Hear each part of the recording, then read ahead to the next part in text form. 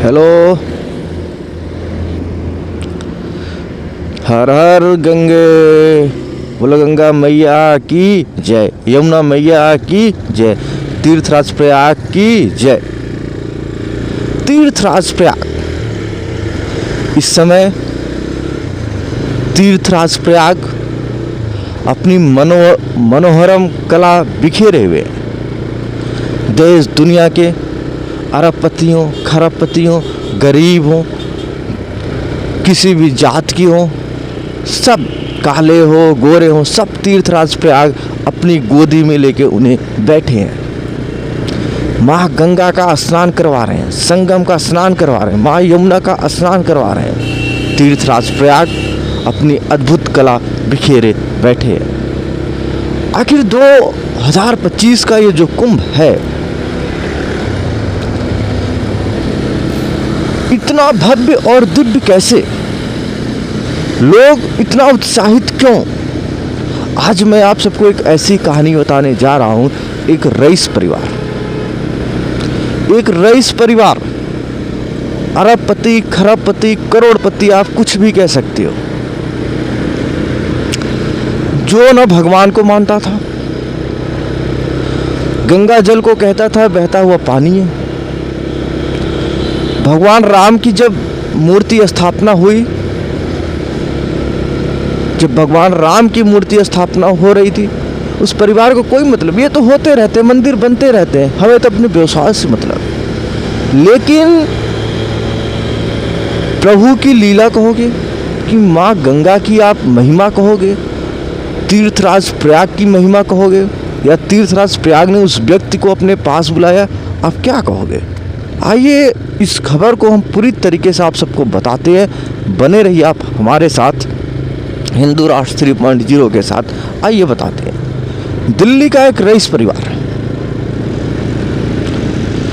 जिसको ना भगवान से ज़्यादा लगाओ, ना मदरसे से लगाओ, ना गुरुद्वारे से लगाओ, ना जैन मंदिरों से लगाओ, पैसों से था। बहुत बड़ा ऑफिस, बहुत बड़े बड़े लोग, बहुत बड़े बड़े बिजनेस मैन आगे पीछे घूमते रहते थे। लेकिन उन्हीं लोगों में से कुछ लोग ऐसे थे जो भगवान को मानते थे और भगवान के लिए कुछ भी करने को तैयार थे। खरबपति साहब हमेशा चिड़चिड़ा जाते थे, अरे ये क्या है आप लोग, भगवान भगवान भगवान भगवान, भगवान क्या दे देगा, खाने को दे देगा क्या? तो उनमें से एक पंडित जी थे, उन्होंने बोला साहब खाने को तो नहीं देगा, हमें तो नहीं देगा, लेकिन हमारी वजह से लाखों लोग खाएंगे। फिर वो झल्ला से गए, अरे हमारी वजह से लाखों लोग कैसे खाएंगे, हम अकेले कमाने वाले लाखों लोग कैसे खाएंगे? उन्होंने बताया साहब कंपनी आपने खड़ी की थी, आज आपकी वजह से आपकी कंपनी में 500 लोग काम कर रहे हैं। तो क्या हुआ, 500 लोग काम कर, सुनिए तो सर, 500 लोग काम कर रहे हैं, 500 लोग काम कर रहे हैं सर।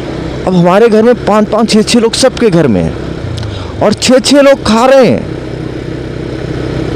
कितने हो गए सर? 3-4 हज़ार लोगों को सिर्फ आप पाल रहे हो। आप कह रहे इसका क्या मतलब हुआ, 500 लोगों को मैं पाल रहा हूं? तो कह रहे सर आप भगवान हो।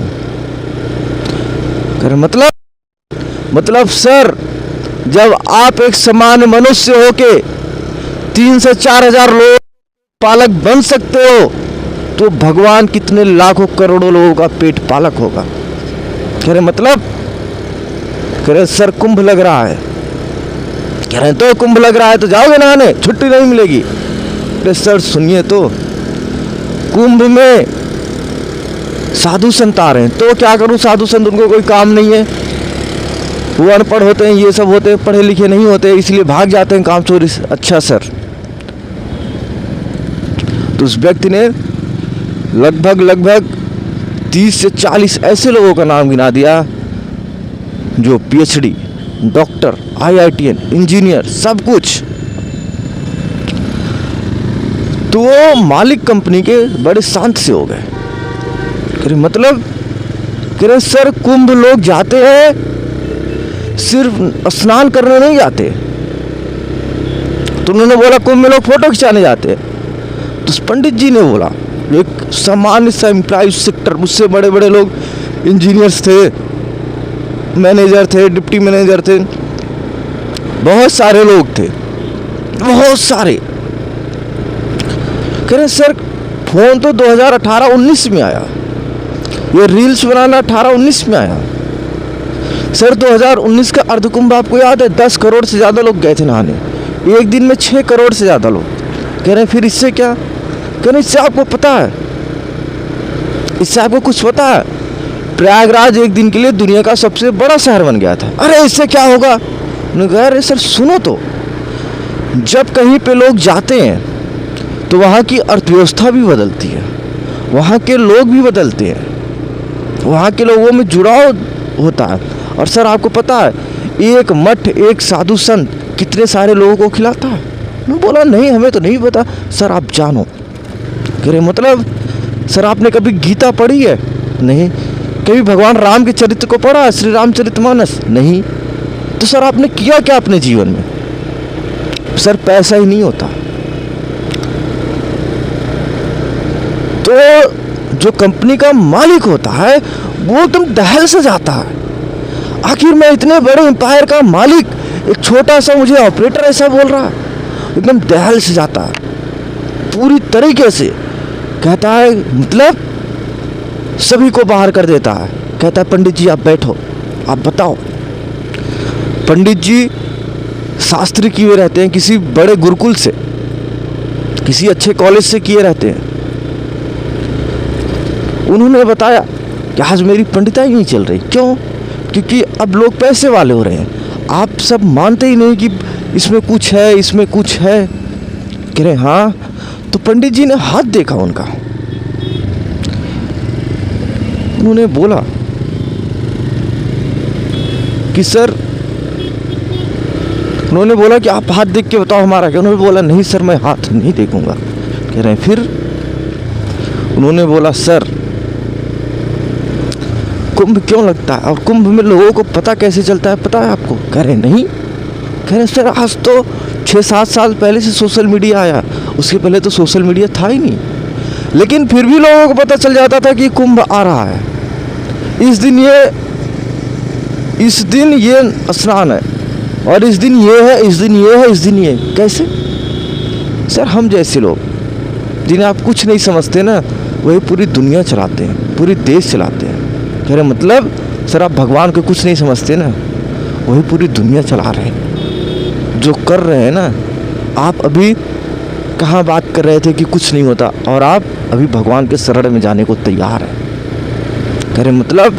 उन्होंने बोला सर आप एक बार कुंभ नहा के आओ। वो महाशय निकल जाते हैं पौष पूर्णिमा से पहले और देखते हैं ट्रेन से जाते हैं। उन्होंने बोला फ्लाइट से जाओ, उन्होंने बोला नहीं फ्लाइट से आपको नहीं जाना। फिर सर आपको ट्रेन से जाना। क्यों? मैं ट्रेन से क्यों जाऊँ? नहीं सर आपको ट्रेन से ही जाना है, फर्स्ट क्लास। नहीं सर फर्स्ट क्लास में भी नहीं जाना। यार मैं कैसे जाऊँ? अरे सर आप सुनिए, आप 3rd AC का कराइए। मतलब यार सर आप कराओ, आपको समझना है ना सनातन क्या है। हाँ तो आप कराओ, 3rd क्लास से कराते हैं। देखते हैं जब नई दिल्ली रेलवे स्टेशन पे पहुंचते हैं तो हजारों की भीड़ सिर्फ नई दिल्ली स्टेशन पे। कहाँ जा रहे हो? वो ट्रेन पे बैठ के पूछते कहाँ? कुंभ नहाने। आप संगम नहाने, आप संगम नहाने, आप संगम, आप संगम। ट्रेन में उसको इतने लोग बैठे रहते हैं, 99.99% लोग सिर्फ कुंभ नहाने जाते हैं। तो बड़े असमंजस में थे। फिर पहुंचते हैं, फिर वो पहुंचते कहाँ? धीरे धीरे स्टेशनों पे गाड़ी रुकती है, चलती है, रुकती है, चलती है। उस पंडित जी ने उन्हें बताया कि आपको प्रयागराज से जाना है, प्रयागराज एक्सप्रेस सुपरफास्ट से जाना है। पहुंचते हैं, देखते हैं जब प्रयागराज उतरते हैं वो लाखों की भीड़, मकसद एक कुंभ नहाना। वो पूछते हैं, उनकी पत्नी भी पूछती है, उनके लड़के भी पूछते हैं कहाँ जा रहे हो? कुंभ नहाने। आप कहाँ जा रहे हो? कुंभ नहाने। आप कहाँ जा रहे हो? कुंभ नहाने। कहाँ जा रहे हो? कुंभ नहाने। लोगों को ये नहीं पता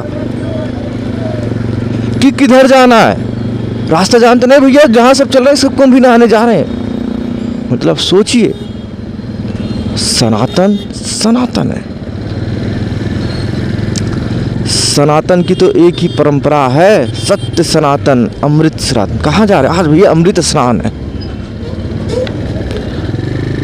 आज भैया यहाँ जा रहे हैं, आज भैया हम कुंभ नहाने जा रहे हैं। यहाँ जा पहुँचते हैं, धीरे धीरे जगहों पे पहुँचते हैं और धीरे धीरे वो 7-8 किलोमीटर चल लेते हैं। जो व्यक्ति अपने जीवन में 7-8 कदम पैदल न चला हो, वो 7 से 8 किलोमीटर पैदल चला जाता है। जब तक वो गंगा जी नहीं पहुंच जाते, संगम नहीं पहुंच जाते, उनके हाथ पैरों में थकान ही नहीं होती। वो बताते हैं जैसे वो पहुंचते हैं संगम,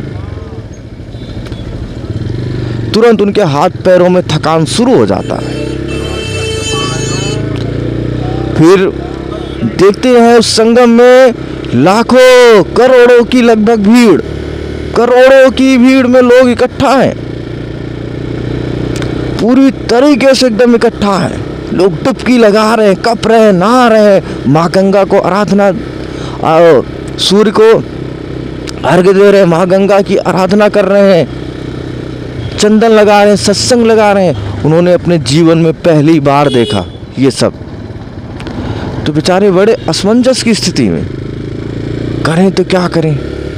फिर उन्होंने भी फूल लिया, माँ गंगा को दीपक जलाया। जैसे ही डुबकी लगाए, वो लगाने के बाद जो ठंड थी, माँ गंगा को दीपक देते हुए सारी ठंड ही गायब हो गई,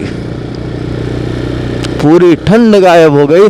माँ गंगा को स्नान, माँ गंगा में डुबकी लगा के जब उन्होंने स्नान किया, भगवान की पूजा किया, उसके बाद उनके शरीर में जो एक अलग सी एक ऊर्जा आई, वो बता रहे हैं, वो बयान नहीं कर सकते। और आगे की जो कहानी है मैं आपको अगले वीडियो में बताऊंगा। ये आपको शाम को मिल जाएगी वीडियो, और तब तक बने रहिए आप हिंदू राष्ट्र 3.0 के साथ, दिव्य और अद्भुत कुंभ के साथ। मैं हिमांशु।